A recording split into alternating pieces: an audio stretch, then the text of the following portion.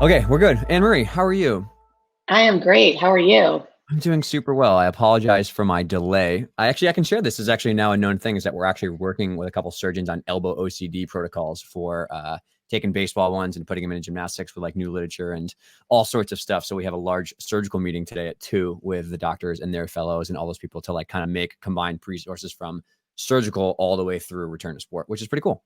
Awesome. That is so great to hear. I know, but unfortunately, surgeon time is in a different world than normal time. But Yeah. They're a special breed, that's for sure. But I know, exactly, right? Well, I think we've had interactions in the past when I was looking back and stuff like that. And then you were on the Gymnastic podcast with Jessica O'Byrne. And actually, before I listened to the podcast, she texted me right away. She was like, "You have to have Annemarie on. She's doing so much great stuff." And I was like, "Oh, yeah, I remember talking to her with Olympus Movement, right? Is your company and stuff like that." yeah, So exactly. Yeah. I guess first give people a little bit of a highlight note of like, your background and what you're doing for work and your experiences. And then we have all sorts of fun questions we can dive into. Yeah, so going way back, I've been in this business quite a few years now, but going back to about 2000, I think it was, if you can believe that. I was working on my undergrad at Arizona State, and I had a roommate that was coaching gymnastics, and I had been doing sports performance training with soccer athletes at the time, primarily focused speed, agility, injury prevention, ACL injury prevention specifically with Mm. soccer athletes. And she had asked me, "Can you come in and work with my gymnasts? Like they just don't know how to run, and they're really bad at vault." And I was like, "Okay, sure." And I grew up doing gymnastics, but really only up to like level 6, so like medium competitive, like not really very good. Kind of did every sport under the sun. And so I was like, all right, well, I can teach kids how to run. Like, that's no big deal. So it honestly kind of started there, just with some like speed drills, sprint drills. And then, kind of just spending a little more time in the gym again at that age and kind of watching them. And then just kind of really seeing a need for some strength and conditioning overall. Um, and then fast forward a few years, the owner of the gym at the time invited me to come in and do weekly sessions Mm. with the athletes. Then I started kind of helping out with Region 1 gymnastics camps. Cool. Same thing, like speed, agility. And we would kind of just have that as a station Mhm. that the kids would rotate through. And so that was a really great experience. Fast forward quite a few years to after finishing my doctorate. About 2011, I was introduced to Athletes Performance based in Phoenix, Arizona. But they also had a location in Los Angeles. And there was a coach that I knew. He reached out to me and he said, "Would you be interested in working with the Chinese Olympic gymnastics team for 2012?" And I was like, "Brent, I just graduated PT school. Like, are you sure?" Oh, I, that's I, cool. I mean, like, I'm not sure. It was not anything I ever like really, honestly, even like dreamed of or imagined or whatever. Like, always wanted to work with the Olympic team, but Chinese, I was like, okay, wow. Yeah. So literally 2 weeks later, I was on a plane to Beijing Wow. to start working with the team. And so that was kind of how all that happened. And then everything has kind of evolved from there. Mm. Coming back, I spent some time like doing different contract jobs when I got back in the US, and then have spent some time back in China. But in 2017, opened Olympus Movement, which is kind of a integrated, holistic physical therapy, sports performance. And then I also have a wellness side of things with a Cool. nurse practitioner and soon to be naturopathic doctor as well. Nice. That's in LA. San Diego, North Oh, County, San Diego now. Yep. Yeah. I didn't love my time in LA. I liked my job, but LA is just not my scene at all. sure, So I came back sure. to North County, San Diego, which is where I went to physical therapy school. Nice. Awesome. So, well, clearly there's a lot to dig into here. So first, what was your initial experience and impression when you went to China and when you just saw their training and stuff? Like what were the opportunities that you're like, "Ooh, we could change this and be really beneficial here." So let's start there and then we'll mold into like what actually has been the changes you've made. Right. Well, initially it was super overwhelming. It was a ginormous culture shock. Just kind of like getting off the plane in Beijing, China, and kind of like seeing the city for the first time. I'm like, wow, this is not like anything in the United States. Um, I mean, everything from like so many people to like the amount of people like riding bicycles to the amount of people like walking around the subway is insane. But then walking into kind of their Olympic training facility, it's huge. I mean, the men and the women train together. The facility from a gymnastics standpoint is phenomenal. I mean, they have 2 or 3 different floor setups. I can't even tell you how many balance beams they have. The bar setups like over the pit and with harnesses. And I mean, it's amazing. Yeah. But then they have this little part in the side where it's like, this is where we do strength and conditioning. And there's like some machines that are from like 1980. The floor barely has carpet on it. There's some like random plates and a few dumbbells. And it's just like, from a gymnastics standpoint, it's like, oh my gosh, this is phenomenal. And then from like a strength and conditioning standpoint, I was like, what am I going to do with this space? Or like, what am I going to even do here? Yeah. And so that was very interesting initially in 2012. And honestly, to this day, it's actually still like that. Although some of the training has changed. So that's good. But yeah. And then the first couple days, to be honest, like I kind of just watched them, just like absorbed what was going on, try to figure out like what is going on here, what is familiar, what's different. Obviously, there's a huge language barrier. So yes, I had a translator. But the translation was kind of minimal at best. It was not super strong. But you just did with it what you could. There's a lot of show and tell, a lot of semi-attempted Google Translate. But overall, yeah, in 2012, we actually had a team of 6 to 8 of us, kind of a blended team of physios, strength and conditioning coaches, athletic trainers, that were working with all the summer Olympic sport. And we all kind of had our specialty sport that we worked with. So like I was primarily with gymnastics, but we also like shared across a lot of, different athletes as well. So I worked with basically almost every summer sport that was on campus in Beijing in some capacity. Yeah. It's interesting to hear you say how you were asked to join. And I'm curious to figure out whether you know or not, is like, how did that come about? Because from my interpretation of working with many different countries and NGBs is that generally they're not open to a strength coach coming in and maybe suggesting things to change, or even a medical provider coming in and changing things. And like, I don't know, how did that process come about? And then were coaches receptive? Was there a good kind of interaction? Was it kind of standoffish? Because I've had positive and negative experiences where somebody asked me to come and it's great and we hit it off. It's awesome. I've had other words kind of, I feel like I'm a PR stunt. I feel like I'm just putting to be like, oh, we have this medical strength conditioning coach, like we're doing great. You know what I mean? But I don't actually have an input. So I'm curious your experiences there. Yeah. That's a great question. Cause actually it kind of goes a little bit of both ways, to be honest. So my understanding, and I don't have all the background exact details, but sometime in 2011, Athletes Performance basically secured a contract with the Chinese Olympic Committee. So some of the higher leaders up in the Chinese Olympic Committee that kind of oversaw all of summer sport, from my understanding, and winter kind of has its own separate governing board. So they secured this contract, and some of the leaders high up in the Chinese system were basically like, we need to make improvements as a whole to bring in functional training. That was kind of the big thing in 2011. I mean, it still is sort of a term that's thrown around. City. Yeah. And so obviously Athletes Performance was really well known for kind of their systems and their functional training, for lack of a better term, at that time and still to this day, right?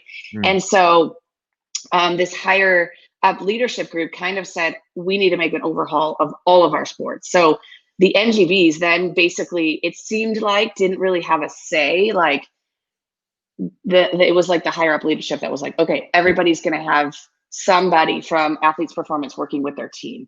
And so to that point though, then when you kind of just walk in the gym and they're like, who's this American? Like, what do they think they know? And blah, blah, blah. Cause like in 2012, honestly, it was coming off of the Chinese won gold for the women's team. And I believe the men's team in 2008 in Beijing. So they were supposed to be the best team at that time. I think kind of everybody knew going into that cycle that how strong the Americans were building into that. But they're still like, why do we need this American person? They were very open and receptive to me. Like they were very welcoming, but also you could tell at the same time, they were like, what is she going to help us with? So I kind of slowly had to be like, work my way in. It wasn't just like that first day walking in and then being like, here, we have these 10 athletes. Can you fix them? It was kind of like, here, we have this one athlete who's got this problem going on. We haven't been able to fix it. What can you do for her? And that first athlete had basically, just to keep it simple, like a shoulder impingement. It was obviously a lot more complicated than that, and a lot of movement deficiencies and dysfunctions, but kind of started slowly improving that. And then they were like, oh, okay. And then the fact that I didn't like say, oh, she needs to stop gymnastics. Like she can't train. I kind of was like, okay, maybe we need to dial some things back. Let's try to change a few things. Keep in mind that I'm trying to do this through a translator that barely understands like what I'm trying to say. Medical language. Yeah, exactly. So, I mean, it's very difficult, but it worked. And so it worked with one athlete. So then they were like, okay, now we have this athlete, now we have this athlete. And then it kind of just ended up being basically, I kind of oversaw or had some part in maybe the top 10 to 12 athletes, rehabs, strength, added programs, and you know, you kind of just build the trust slowly over time, just like we would do here. It was just a lot harder there because of the language barrier, I guess. And let's kind of maybe just start to, I guess, things generally and all, but like, so when you were trying to make changes from your point of view as a medical provider and as a strength coach, I think a lot of people now are staring down the barrel of this is coming, man. Like change is coming. I think a lot of people are going to start after the Tokyo Quad taking on hybrid strength conditioning models, more integrated care for medical and whatever else. So they're nervous though about where do I start? There's so much to learn. What do I do? So what were the things that you noticed right away? Like, oh, those are low hanging fruit things that we can make an improvement upon. And what were some of the things that you were using with them that I feel probably everybody in gymnastics could benefit from if they just kind of had an open mind? Yeah. Well, to that point, it was almost easier over there because and this was a big reason actually why they brought us in. They didn't really have like sports physios in China. Like that's just not really a thing. They have Chinese medicine, traditional Chinese medicine. They have like Chinese massage therapists. But as a culture at the time, especially in 2012, they did not have physios, physical therapists, however you want to say, strength conditioning coaches, to be honest. So it was almost easier over there because I essentially had a blank slate. Whereas here, there are a lot of us that are kind of this blended role, like physical therapist, strength and conditioning coach, or strength and conditioning coach with some understanding of injuries and how to manage them. And so from a low hanging fruit standpoint, I mean, it was pretty easy. I mean, because I could just pick up from anything. Obviously, the main priority when I first stepped in was to help manage injuries, because at that time, the way that they would treat injuries was literally just like massage, some acupuncture, which I totally believe in, some cupping, like traditional Chinese things that now I integrate over here because I can.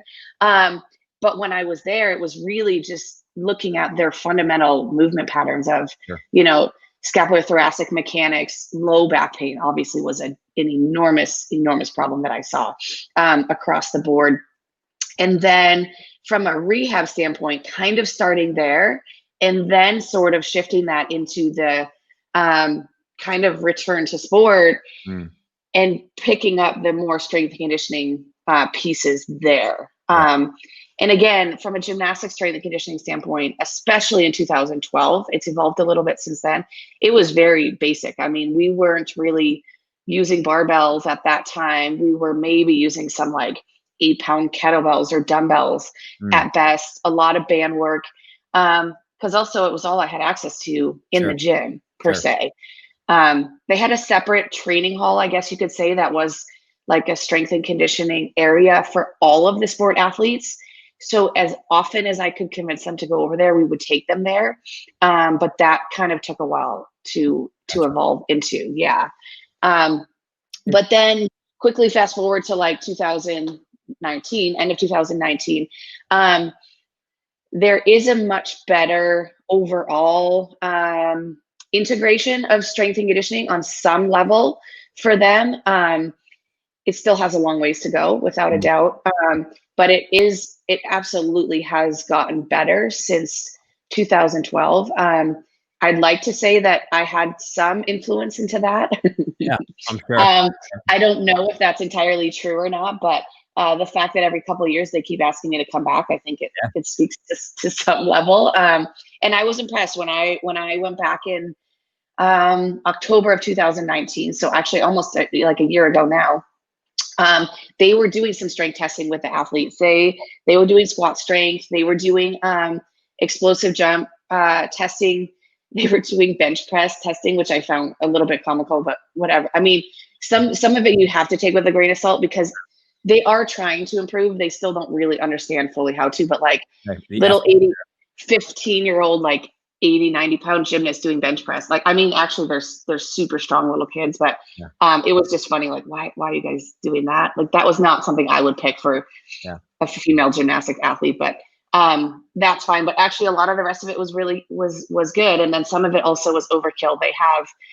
They were doing a 3,000 meter run monthly that they had to time. It was insane. And watching these kids run, I was like, you guys should just be cross country athletes. Like, wow. It was impressive. There's some stuff that's just like, oh my gosh. Yeah. Is this real life? That's crazy. Yeah. There's a couple of really important takeaways. I think one is I've noticed a very similar trend, whereas trying to establish new relationships and trying to get your foot in the door for like, there's so many things you do want to change, but you're sensitive to figure out, okay, where can I start? What's that? And like always the end of the rehab progression, when somebody gets back, they feel good. They're doing stuff like you sneaking in some kettlebell work or some like, you know, other things that are accessory, like that usually helps. But also you have to always talk to the performance aspect of things. I think they all want to like, how do I get new skills? How do I perform better? How do I run faster? How do I jump higher? So I think for people that are listening and trying to either like start with a strength and conditioning coach or trying to be one themselves, like try to maybe dance on the performance side and not on the rehab side, because it's a hard sell for only injuries and injury risk reduction. I mean, obviously we know that's super important, but a lot of people on the performance side are looking for marginable, you know, real changes in performance. So yeah, it's really interesting to hear you say that they've come so far. And I guess we can shift the conversation away from just the Chinese team, but more towards globally. But, you know, in your opinion, you have a vast experience at a high level, but also clearly you own a facility and see a lot of athletes. Like, what do you think, if you had a magic wand in the gymnastics world, like, would you love to see happening here in the States? I mean, in anywhere we can talk about with the UK, Canada, Germany. I know that everyone's having this conversation right now. So like, what are the biggest things you wish you could like snap your fingers and be like, I wish we were doing more of this? So I kind of spoke with Jessica Gymnastic about this a little bit. So one of the things obviously they have in China that we don't exactly have here is it's a centralized training system, right? So all the kids live together, eat together, train together every single day. And then because it's like the national team, they bring in physios, strength conditioning coaches. They have these massage therapists that are already there, doctors already there. So it's like this whole integrated group. And so in the US, we don't necessarily have this fully centralized training system. We kind of have the partial one where kids were going to national team camps monthly, I guess it was. So because our system is more private and there's all these private gyms across the country, you know, in a perfect world, if each private gym had a, you know, relationship with a physical therapist that understood gymnastics, with a physician that understood gymnastics, with a strength and conditioning coach or performance coach, and maybe it is the same as a physio or maybe it's not, that understood gymnastics, I think that would go an enormously long way. Now, that would be a big investment on each like individual private gymnastics center's part, either to have that physio in the gym twice a week, or just having a good referral system and good communication system. I have had that with gyms in the past and it's been successful. And then, you know, I've worked in gyms in the past where it worked for a little while and then it wasn't successful. And there's a lot of reasons for that. I mean, I think part of that is the culture. There needs to be a mindset shift from some of these coaches that they don't know everything. Their way is not the best way always. I will never claim to be a gymnastics coach by any means. I don't want to coach gymnastics, but I understand the movements well enough and the sport well enough to try to support the athletes from both rehab and performance. And so I think if in general, these coaches could have a little bit more of an open mind, that different minds looking at the same athlete is actually what's going to help these athletes the best.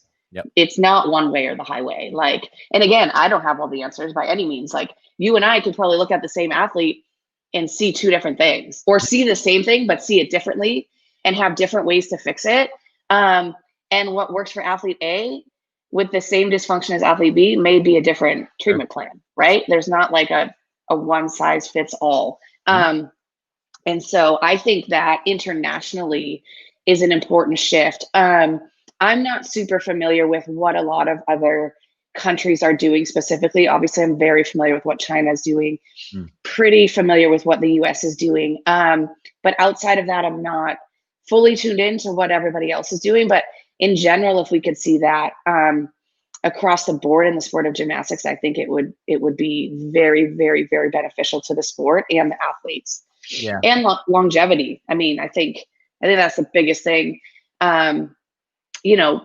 missing for sure is the mindset or the thought process of keeping athletes healthier for a longer period of time.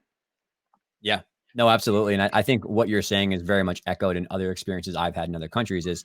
We just had Scott Wilgris on, who's Ellie Black's strength coach. I've talked. Yeah, I'm excited to listen to that. It's good. I Yeah. haven't listened to it yet. Yeah. And I've had multiple conversations with collegiate level systems. I think the college system of having that team around you is one of the best things we see. A lot of teams. Agreed. Great. And I think that people want the NGBs to be the people like delegating, and like, yes, if you're on a national team, you should have your squad of people, and most teams do. But I think you really want to make a positive dent in the long-term health and the long-term performance of the sport. I think clubs need to take on the responsibility of, like you said, networking with physios and mental health providers and nutritionists, and having a squad of people they can refer to, because you're even in a decentralized system, like, you're not going to have access to the national team physicians and the national team physios and mental health providers all the time. Like, you need to have your trusted support network. So I completely agree. I think, and not to mention, like, it's not about money, but the financial benefit is definitely there for gyms to have a cross referral of networks for people to kind of like share people with and go back and forth. Way easier on your life than trying to do it. But you raised a very important point that I have to make sure we highlight is, there is a massive, massive mindset and cultural shift that has to come from gymnastics coaches thinking that they're strength coaches and mental health providers. And they also are the ones who are the screening gates for injuries. And they also plan, like, I have empathy for coaches. It's too much on their plate, but also you have to be humble as a coach to realize that literally you and I are full-time medical providers, full-time strength conditioning coaches. All we do is read the latest research and do all the things. And like, that's kind of our role to play. Their full-time careers versus being a gymnastics coach who dabbles in, gymnastic strength conditioning, who dabbles in this, who dabbles in that. Like, that's an impossible uphill battle. And the athlete's the only one that suffers. Yeah, exactly. I'll kind of compare to, currently I'm working in professional soccer, in San Diego. And, my role is the performance director and medical director for the team. So the head coach doesn't try to help like rehab the athletes ever. Like, that is my job. And then it's my job to report to the head coach and the technical director, like, hey, so-and-so can do this in training today. They can't do that in training. From a performance aspect, same thing. Like, I designed the strength and conditioning program. The coach does not like get involved in that. Now, we have very, very, very open communication about, the periodization and like what our game schedule is like, and what types of strength we should do on certain days, and the progression of that throughout the season. But they leave that up to me. They don't really like cross that line and say, oh, we need to do deadlifts today, 3 sets of 5 for this reason. Like, no, like, that's my area of expertise. It's just like, I don't tell them like what to do in soccer training. However, the communication is so open that like, I know exactly what we're doing, day in and day out, on the soccer field. And then I can kind of create my program around that, and vice versa. Right. Like on certain days we have speed day, and I think like we need to do 4 by 60-yard sprints today. And then I look at the training session before and I'm like, oh shoot, like there's no way we're doing this at the end of today's training session. Then you have to shift. But my point is like the coaches are very open, and it's just part of like the football or soccer culture, and all the world is on your staff is a manager, is a technical director, is a physical therapist and or athletic trainer, is a strength and conditioning coach, is a nutritionist. I'm sure I'm missing a few pieces, but there's all this staff that is in charge of managing the team. And so to me, even though gymnastics is an individual sport, they're still training as a team. And so you can still have these same type of professionals as part of the private gym, as part of the national team, as part of, you know, the club, however you want to look at it.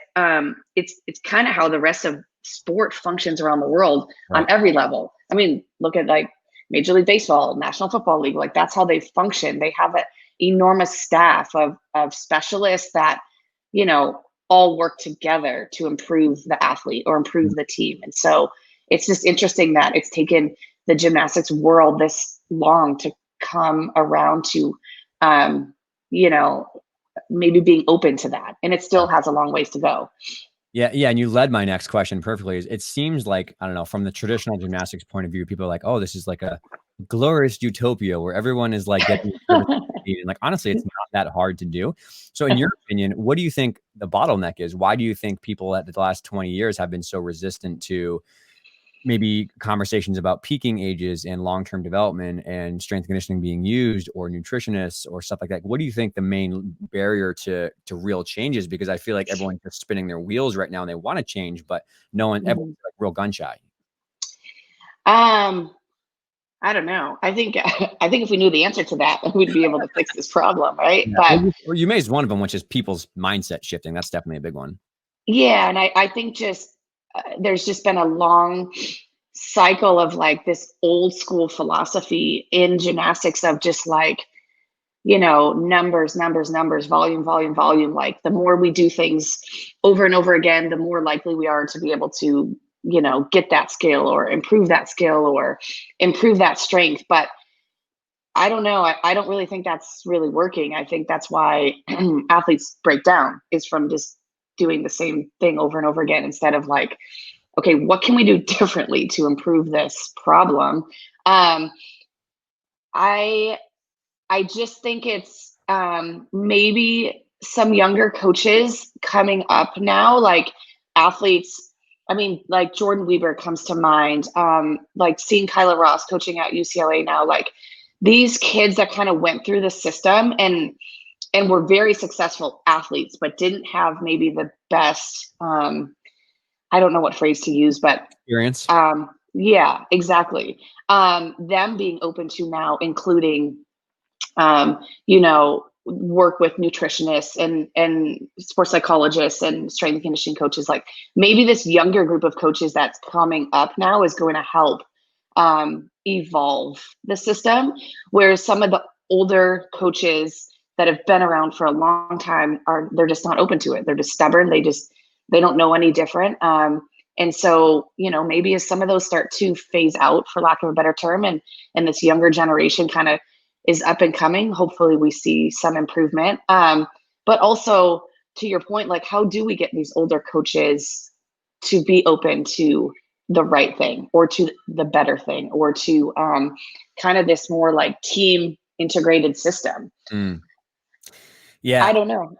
Yeah, no. What do you think? What do you think? Good conversation, which is why I asked the question. Is I completely agree that the new blood, kind of that generation who unfortunately the last 20 years didn't have the best experience, but they have dabbled in maybe strength conditioning at college, or they have worked with a great nutritionist or something like that. I will say there are a fair amount of coaches that I've worked with that are kind of not in the old guard, but they're not brand new, that are in the middle, that are definitely more open to change. And so I want to give a shout out to those people who are doing the harder work. Like Eric Vandermeer is a really good example. He's out and he owns Redwood Empire Gymnastics. He was one of the first people. He brought his whole staff and paid for his whole staff to come to a seminar in 2014 with me and my buddy Josh.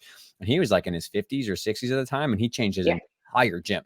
So I was like, we need more of you. But I have gotten to the point where earlier in my career, I used to fight tooth and nail to try to help the people that were higher up national team coaches across the world or whatever. And it was just like an impossible object. You know what I mean? Like, what do they call it? unstoppable force meets in a Yeah. whatever. It felt like that. Yeah. Like no matter how much Right. I tried to share and help, they just didn't want to change. And you have to just accept that reality that there are Mhm. a lot of people who don't want to change. And either you move gyms and you don't work with it Mhm. anymore, or you try Yeah. to affect the people who will make positive change in that culture or in that gym. And, I've left gyms, I've had other people leave gyms, and it's hard because sometimes that's the only gym around where they can get high level gymnastics, level 10, level elite gymnastics they want for a scholarship. And they feel like they're stuck in this windmill of just like, the same old thing over and over again. But Right.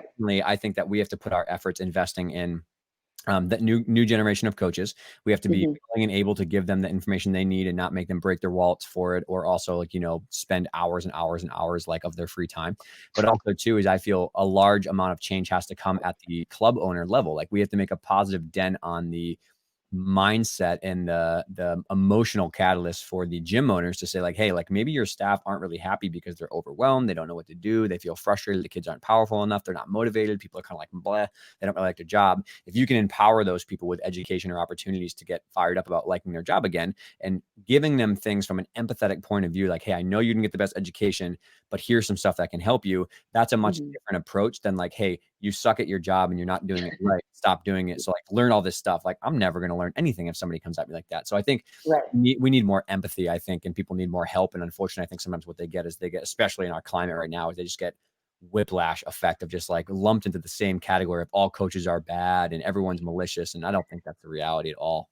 Right. Yeah, I would agree. I mean, the coaches that in gyms that I've worked in the past, like they've been obviously I've been there because they've been very open to, you know, what I have to offer or something different that they want to bring to the kids, or realizing that there is a void that they don't know everything, or that certain things are their weaknesses. But then we just need, to your point, like there's a couple of those coaches out there that are really like reaching for that and really want that, but then there's more that we need to try to reach and Exactly. educate and help. um and so it's kind of figuring out how to do that. Yeah. I think overall you've done an amazing job, with all the content you've created, and even just social media, like everything that you put out there is basically free access for coaches. I really wish I could be better about that, and right now I'm trying to be better about that in general across the board. But Nothing in a curse. You don't ask for it if it's not at all. I know, but I have another colleague in Arizona, Stacy Morris, the Physio Fix. I mean, the information she puts out on her social media too, for all sports across the board, including gymnastics. She's a former college gymnast herself. Nice. It's phenomenal. And so it would just be great though for all of us kind of like-minded, this kind of blended performance coach and physical therapist, to kind of continue to work together to really help evolve the sport in our country especially, but across the world, of course. I think I would go a long ways, hopefully. Yeah, I strongly feel that if we did a better job of highlighting the possible benefits on the table for coaches if they took time to learn, but then Hmm. this is a fault on our side, from the medical side, the strength conditioning side, the NGB side, whatever it is, we do a terrible job of translating really complex stuff to basic practical things. You know what I Yeah. mean? Like Yeah. some people go to a congress and they want to learn about, strength conditioning performance. And sometimes they just get like the most jargony, technical, geeky language. And if I was a coach who didn't have that training, I would feel really overwhelmed and frustrated. I probably wouldn't put that Hmm. in practice. So like, I think a lot of coaches are open and willing to education, but also you have to remember that like a lot of coaches feel completely paralyzed by the type of evidence and the type of stuff that's on there online. They don't know whether it's coming from a high level expert like yourself or some Joe Schmo trainer in his garage who says that, benching is a great idea. They're like, I don't know if that's good. So I Right. think we need to do a better job.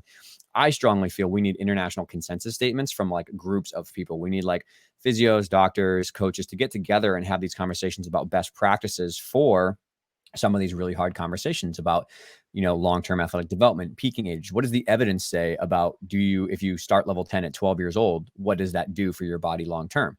And I think Hmm. that we're starting to see the ramifications of that. But I think until some of the best coaches out there who are really high level step forward and say like, hey, I have some stuff to learn, I'm going to work with people, that gives people a positive role modeling to speak up to. And I think we should do a better job highlighting those. I think we should Hmm. get away from the only attack the negative, and like, yes, they need to be held accountable, but there's so many amazing coaches that work with physios, work with doctors, work with strength coaches who are super successful, and you don't hear about them because they're too busy working and they're not on. Yeah. I mean, like, they don't Yeah. have banter on Twitter. And so I feel like we just need to do a better job of meeting people halfway. The medical community, and especially the strength community, is very bad at extending the hand openly and helping them Mhm. without costing a ton of money, or without, making it feel like they're an idiot and they don't know what these terms are and stuff like that. So I think that's why I've maybe translated through a little more, is because I'm still just an average coach who's trying to figure this out. And so that's just my 2 cents. Yeah, agreed. And I think the biggest thing to be said there is people in our positions, like physical therapists or athletic trainers or performance coaches. I think we're the most important bridge Mm, because, and it was kind of what you were saying about like education being too much jargon or too like high term and simplifying it. Like medical doctors are just like, they're just going to give a diagnosis and you have this and you have that. And a kid goes to a doctor and they come back with, let's say what you're saying earlier, an OCD lesion of the elbow. The gymnastics coach is like, what in the hell am I supposed to do with that? yeah. So then like our position is kind of has to be that education of the in between of like the basic, simple description of what that means and then what we can do about it. Yeah. Whereas like this diagnosis is like, oh my God, it's like end of the world. Like, oh, they can't do this, they can't do that. They're not allowed to be in the gym. And we have to be like, hold on a second. They can be in the gym, Yeah. but they can't do A, B, and C, but they can do X, Y, and Z. Right. And so I think we're in our positions, like we are the most important, like we're the bridge. We need to be the educators, because the education is not going to come from the medical doctors, because they don't understand what these kids are doing on a day in and day out basis. Now there are some, and I've got a great relationship with some out here in California, and thank God for those couple physicians, because they do understand gymnastics. And so maybe not entirely, but at least on a decent level. And so then it makes the communication a lot simpler. But overall, we're the bridge. We have to be the educators and the communicators. I also strongly feel that one of our biggest mistakes that we're doing is we're still living in kind of a standoff culture. We're still living in it's like the medical world versus the coaches versus the players. And I feel like that's a big problem right now. I think that if we want to have a better relationship with coaches, and if you want to have a better relationship with your medical people, I think you should ask their opinion and you should value their opinion. And I can tell you from personal experience, I've had a lot of experiences around the world where people ask me my opinion and I give it to them and they don't want to hear it because it doesn't align with their philosophy or their viewpoint. Like, okay, why'd you ask You're me? like, why did you ask me? Yeah. Why am I here? I should get on the plane and fly back home. But then I've had other people who really do maybe just let it sink and think. And then a week later, I'll get a text like, okay, I think I've let that come on. It's like, that's not what I've always done. And it's kind of nerve wracking to think that I have to go away from that, but I'm willing to try. Right. And I think for medical people, we have to do a better job of asking the expert's opinion about gymnastics, which is the gymnastics coaches. I think a lot of times I've hit friction points with very high level collegiate or national level people, and they expect me to just throw the protocol at them and tell them what to do. And I go, what do you think about bars, progressions? Because you're the athlete way more than I do. And then I'll ask the gym, it's like, how do you feel about skill changing or this, like that? And they're like, whoa, what do you mean? What do I think? I'm like, well, you spend 25 hours a week with them and I'm just consulting with you, for these couple consults, what do you think we should do? And that lowers their guard quite a bit. And I think a lot of the work that can be done, if people are willing and able to listen to the other party and factor in their valued input, the people on the other side would be much more open to sharing with you, as opposed to what they usually get is they try to ask a medical provider's opinion and they get exactly what you said, which is you can't do this, you can't do that, you can't do that. And oh, it's because your conditioning program, that's why they got their knee hurt. And so it's kind of your fault, and that's what they're implying subconsciously. And the person, all right, I'm never coming back to you again. So we have to do a better job of that. Yeah, agreed entirely. And I think one point you touched on, I think gets forgotten about too much is what does the athlete think? What is the athlete feeling? And how better communication with the individual athletes of what can we do to help improve their problem? Because I think a lot of times, and I've kind of learned this from the male gymnasts recently, but in the female sport, they're just, first of all, they're so much younger and they're just told what to do every single step of the way. Where I don't necessarily want to tell a kid what to do. I want to work with that athlete and help them improve to what their goal is. Sure. And then I touched on the male athlete because I've had like a good handful of male gymnasts recently, and it's just such a different ballgame. Like first of all, I don't understand. I don't want to say I don't understand. Men's gymnastics is so insane and so intense.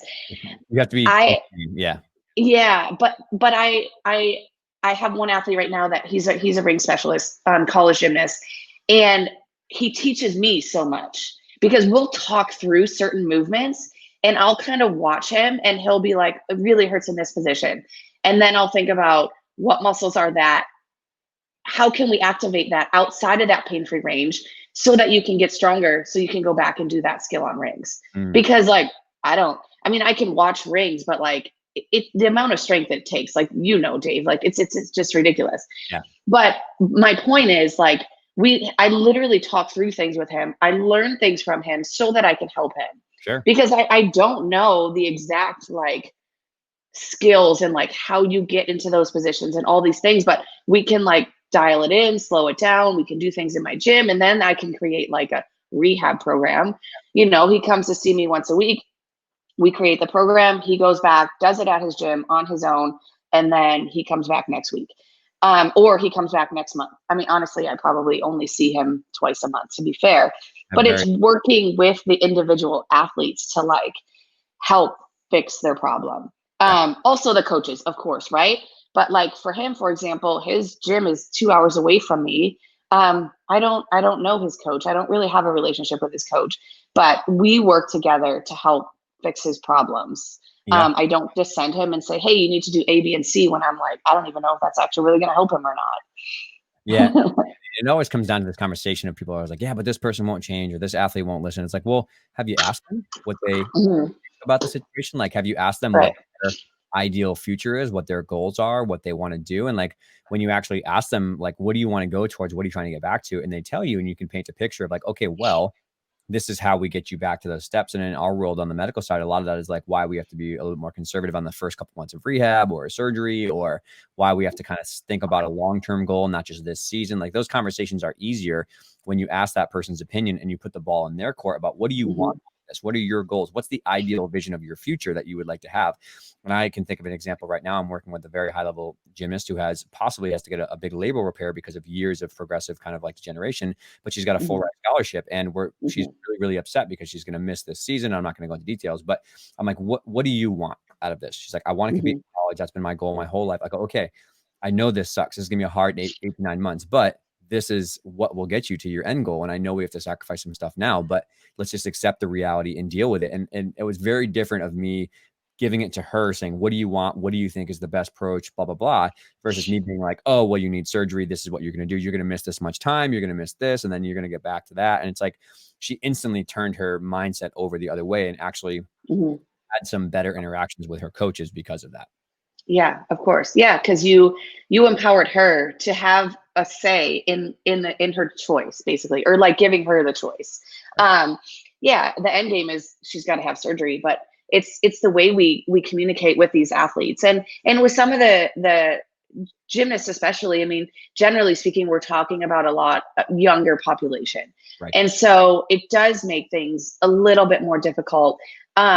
But on that same note, it's basically having the same type of conversation with their parents a lot of times, especially if they're, 12, 13, 14, 15. Once they get 16, 17, 18, they're a little bit more independent individual. But the same type of conversation that we're talking about here, we need to have with their parents too, because then their parents trust us, they buy in. And we're empowering the athlete, but we're also empowering the parent, which ultimately, in the sport of gymnastics, a lot of times the parents are the ones making the decision, at least in the US, right? Like in China, the parents aren't involved at all. The coaches are making the decisions. The leaders are making the decisions. But, trying to create that interpersonal communication with the athlete is like, it's the most important thing. Yep. Yeah, absolutely. I couldn't agree more. And I would definitely like to kind of save some time in this podcast to actually go down the geekier rabbit hole, because I know you're super brilliant and I'd like to talk about some of the stuff. So what are like either injury wise, and sometimes we have this in the podcast where people really want, because there are a lot of medical doctors and surgeons and people who listen to us, but like along with but I don't know. I feel like in my mind, the things that pop up as like real big problems we're still dealing with that have strength and conditioning and medical solutions to fix them are OCD, hip labral tears, and like low back pain has always been a problem. But in your Mhm. experience, in your kind of clinic, what are you seeing? What is useful? What are the things that you think are like elephants in the room that the culture is not talking about as to the real reasons these injuries are occurring? And speak generally, we don't want to put you in a box, but I don't know. What are your thoughts? Because I have some thoughts. Yeah, I would say, hmm, yeah, the list of injuries, the biggest ones I see are the growth plate related injuries. Of course, the Severs, the Osgood-Schlatters, wrists and elbows, of course. I I would say the biggest issue, not issue, the biggest injury I see for sure, hands down, is low back pain. The spondylolisthesis, the spondylolysis, just, extension dysfunction. Um, and I think the biggest problem with that is that the underlying deep core stability is not addressed. Mm-hmm. Um, we, as physical therapists, I think obviously that's our area of expertise, but I think from a general gymnastics conditioning program, I think that that's really missed. I think big picture, they're like, oh yeah, we need to strengthen the core. But like the fundamental, like breathing problems, rib cage position, like being able to get the breath down into the belly and then stabilizing there. If it's obviously it's really hard to teach like 6-year-old kids how to do that, but teaching like 12, 13, 14-year-old kids how to do that and what that means, and that then maintaining that body position and that stability through all their different movements, instead of just like going into back extension and just hinging off their facet joints. They actually know how to create stability. Do they have proper thoracic extension, or are they all just like, throwing it into their lumbar spine? I think that's a huge component of a missing link. Honestly, going back for me, even as a physical therapist, to 2012 when I was in China with a gymnast, like I actually wish I would have known how to teach that better. It's not something I really learned in school. It is something I've learned along the way through DNS courses, dynamic neuromuscular stabilization. A little bit, I kind of dabbled a little bit into PRI, Postural Restoration Institute. That's a whole can of worms that's like super overwhelming, even as I don't consider myself a smart person at all, but there are components from that I think are key for gymnasts to integrate. Even something as simple as blowing up a balloon so that they can, get the right muscles activated, and basically using that balloon as some form of resistance. Like I actually love using that in my practice. And so I think the growth plate issues that's a huge topic of debate and discussion. But I think the bigger thing is for me, like the deep core stability, because it's a foundation for everything. And if you don't have that right, you're gonna have compensation patterns going on around that lumbar spine area, basically, because we know how much that gets abused, for lack of a better term, in gymnastics training. Yeah, I couldn't agree more. And I think this is something I've been thinking a lot more lately is I see a lot of people who have progressed. Honestly, it's workload based issues. They have fatigue fractures that are starting, but then like one thing really puts them over the edge. And usually it's like a 1.5 layout or something like that. And it's when you think about like every injury is an equation of force overload and force capacity, right? So you think about if you've only been doing your entire life body weight plyometrics and body weight strength training and body weight stuff, it doesn't matter how many leg lifts you do. The force of the compression on your spine on floor is significantly higher than your body can take. It doesn't matter how tight you are. You could have the tightest, most rigid, technically sound gymnast in the entire world.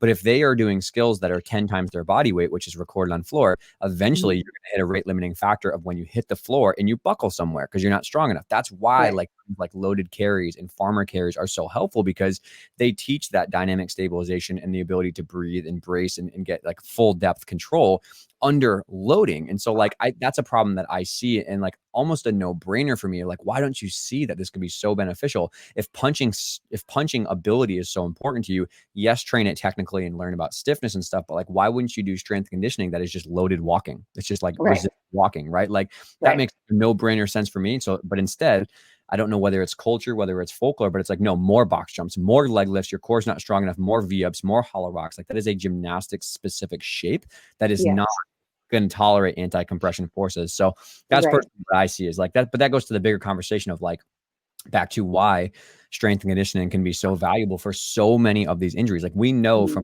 significant IOC published papers and other stuff that strength training is beneficial for youth athletes, especially when they're growing because they can't tolerate training load. Like you can make that argument with elbows and OCD being force overload and reps of round offs and high volume, but also not being strong enough.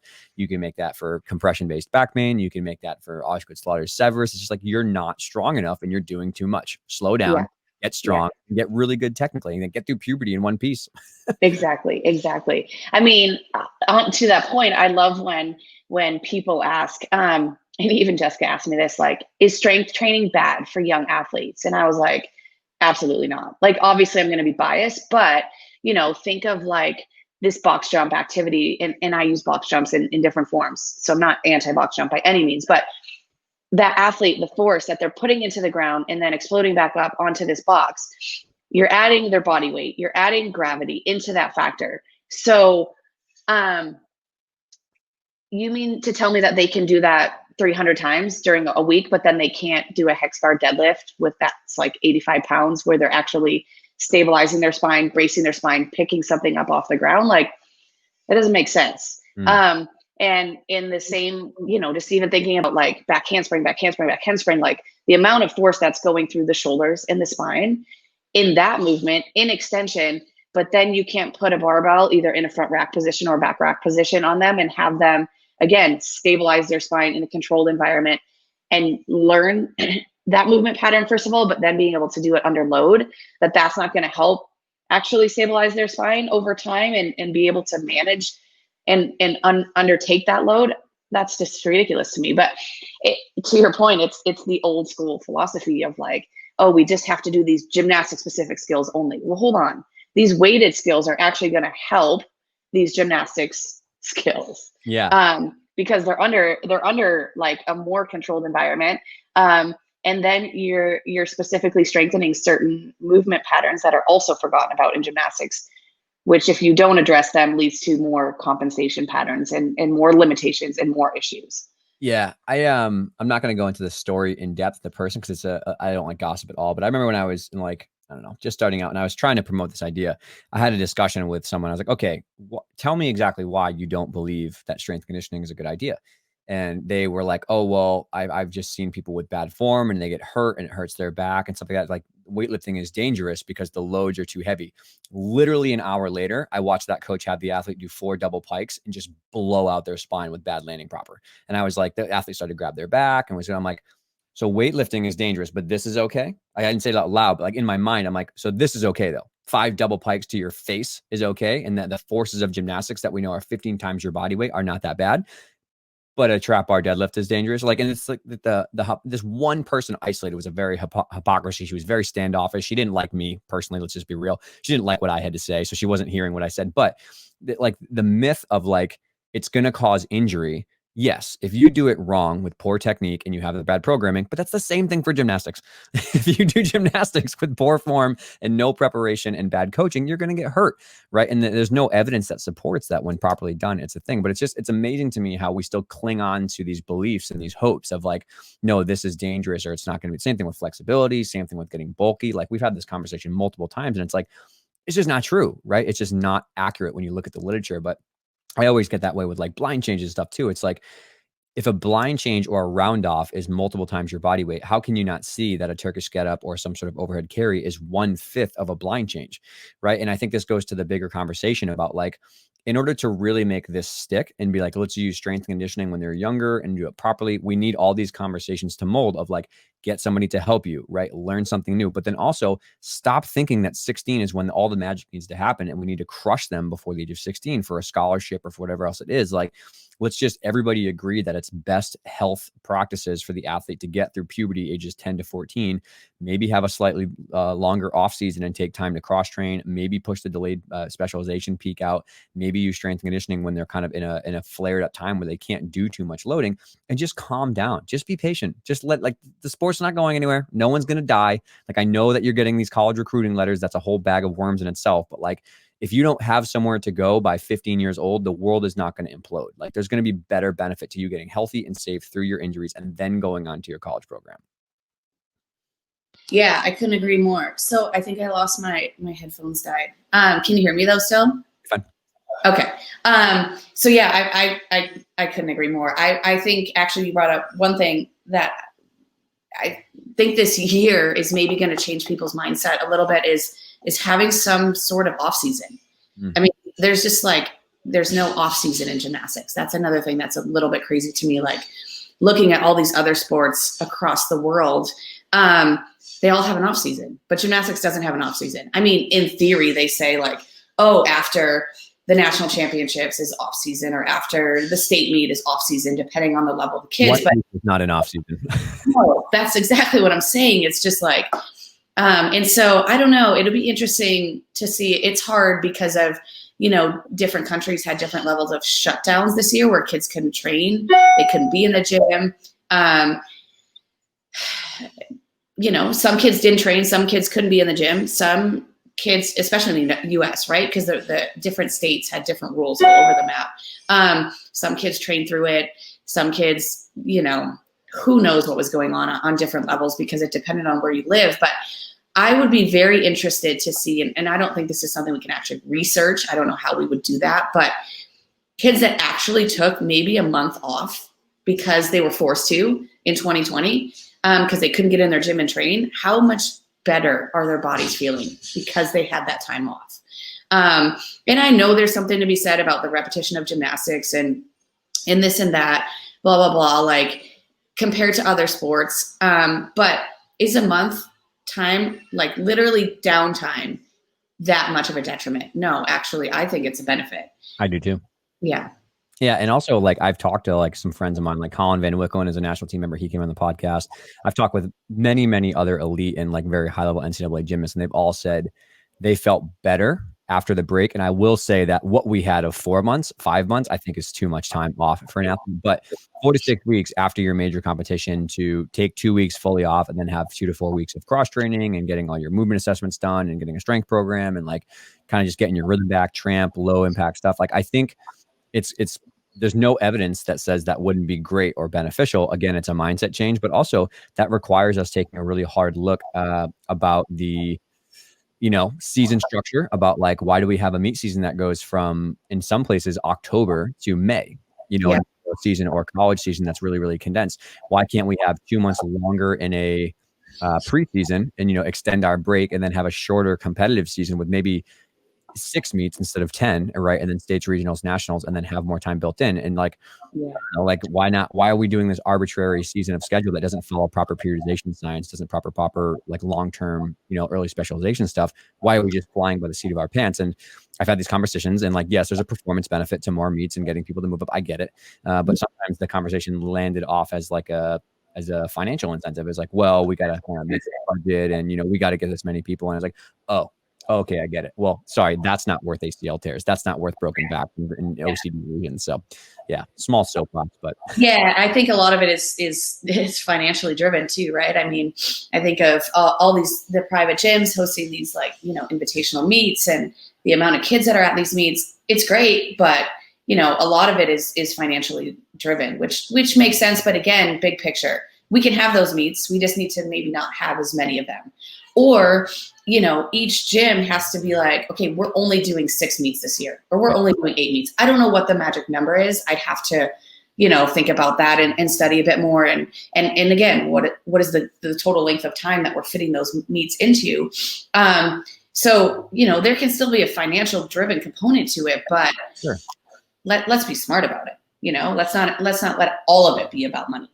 Yeah, I completely agree. And I think, again, that's probably a minority. I think most people are just trying to get the kids to be moving up in level, but it's real. It's a real conversation. But yeah, if I had a magic wand, like I was saying to my question, I would love to see the sport collectively agree that what we're doing now is not optimal, and we need to change. The NGBs, the club levels need to change to have more of a 4 to 6 week deload period, like to kind of give them a break and get them back in wellness. Let kids take their family vacations and be kids and do all that stuff. And I would love to have that little bit of a deload period. I would love to see us stopping to make elite athletes in the puberty window where their life is the most chaotic, and putting them on this hamster wheel of success when they're early.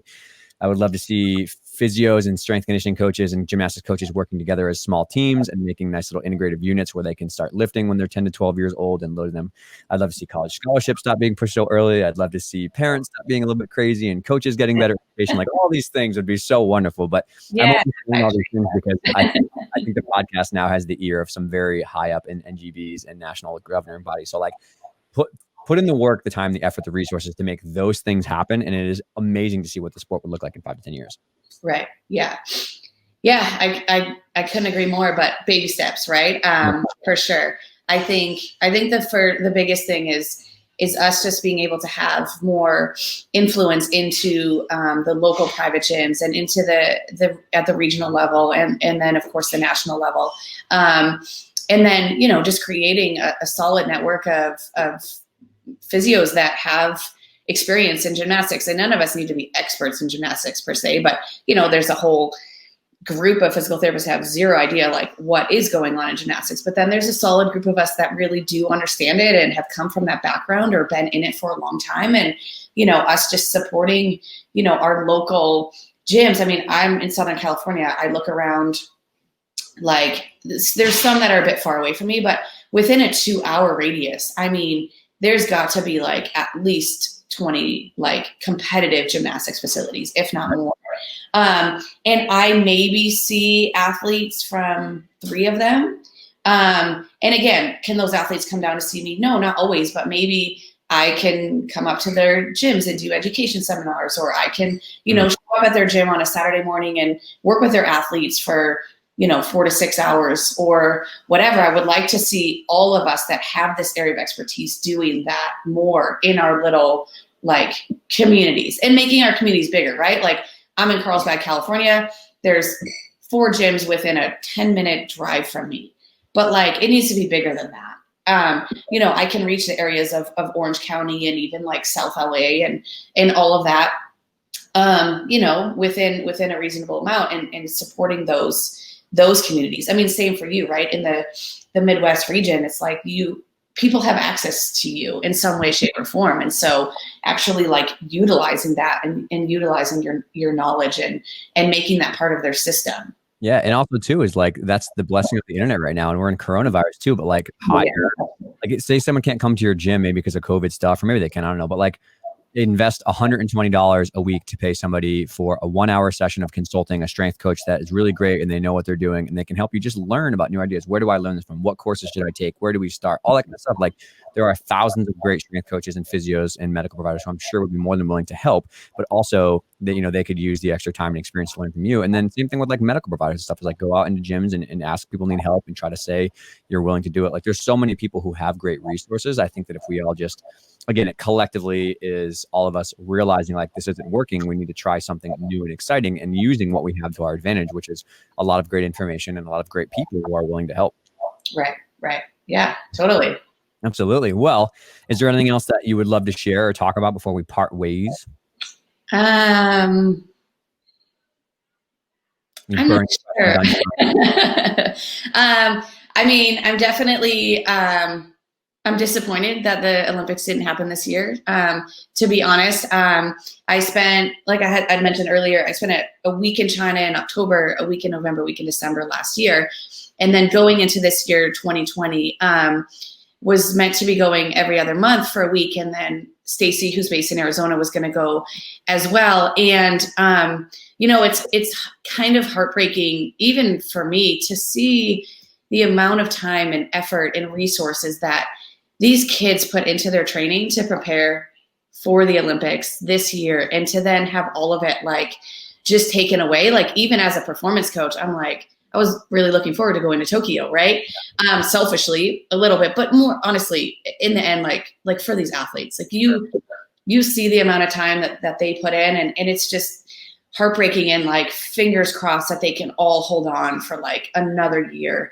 And that they can even have the Olympics next year, because I still think it's a huge what if. Like, how are they going to pull this off, considering, all the circumstances?